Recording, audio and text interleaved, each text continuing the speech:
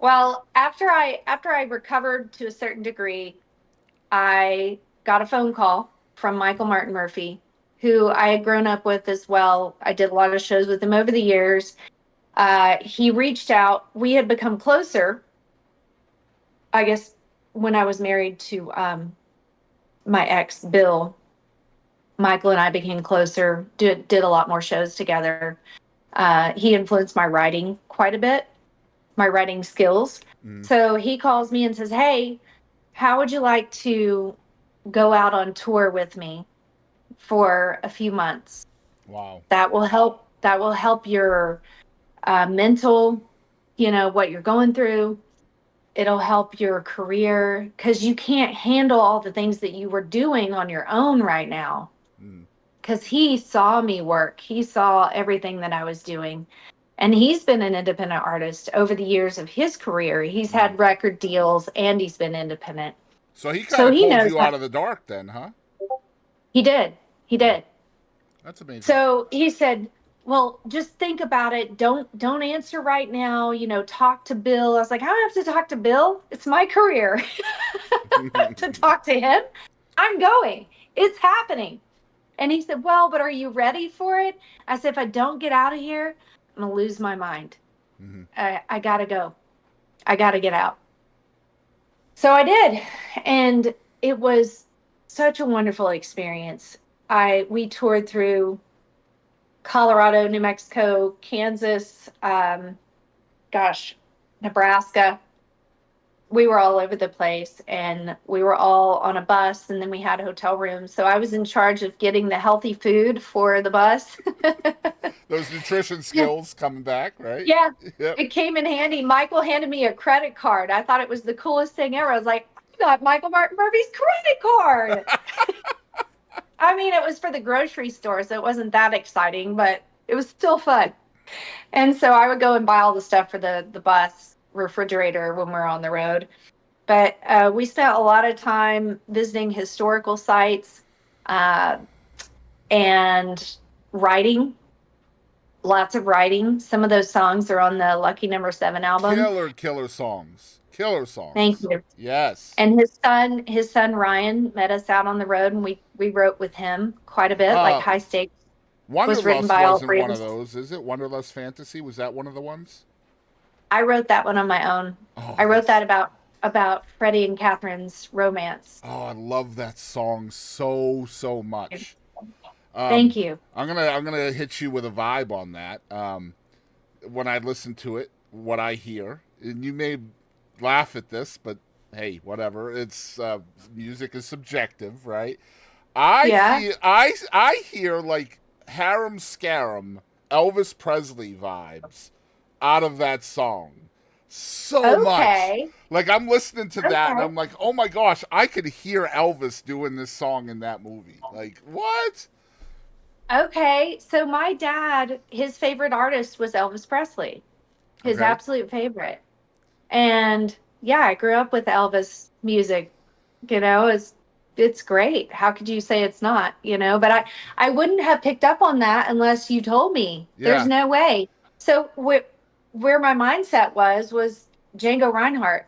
Okay. I So got you. because that Django Reinhardt is someone that Willie Nelson and Freddie and Merle all looked up to. Mm-hmm.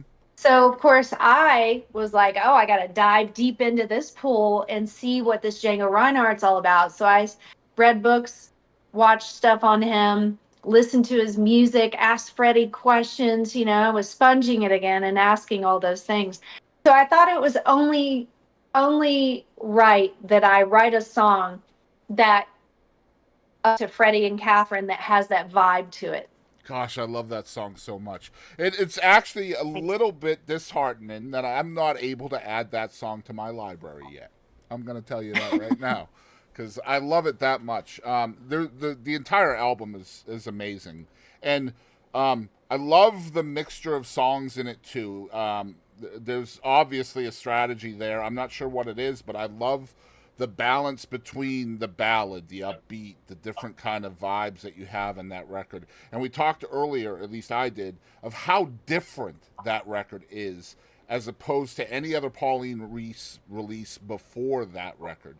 So Hmm. when you're making that record, are you trying to be different, or are you just the outlet for whatever the creativity juices happen?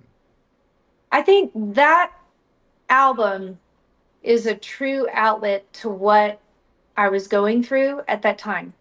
Mm-hmm. And I wanted to put something out that, once again, I was independent, so I could just do whatever I wanted to do, right? So I was like Sweetgrass. I wrote that for my girls because of the stroke, because of the miscarriage, because I almost died, and for a moment I did die, and they brought me back.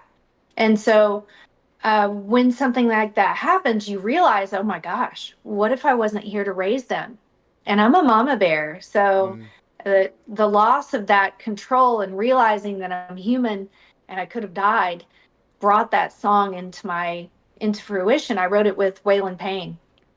He knew the story, and we sat on my front porch and sat there and talked about things and wrote that song. It was um, about the influences of someone who came before you, meaning me, for my kids, Right. and then also letting them know that even if I'm not here physically, I'm here spiritually where the sweet grass sways. Mm-hmm. So that's the concept behind that. So each one of these songs meant something to me in that moment in my life that I thought could help other people who have been through the same thing or And so something similar. and so your hand is in all of these songs, right?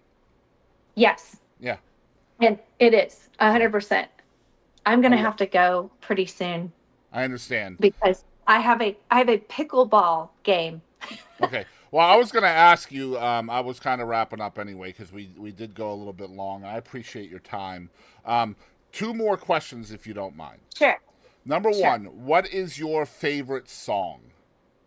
Favorite song Of all you've time, ever recorded? Your personal favorite that you've recorded hmm, yourself? I really like Banks of the Guadalupe. Oh man. I do because I do this chord structure that makes it sound like you're floating down a river. And I remember just playing it over and over and over when I had the song melody come into my head first, and then I picked up a guitar and I'm like, what is that? And I finally figured it out. I was like, oh, okay, okay. And so I like the words to that. It just puts you in a place that you want to go to. So if you're having a stressful day, you could put that song on and you're in that place. It is pure joy from the state of Texas, that song. Absolutely. It Absolutely. is. It is. I definitely agree with you.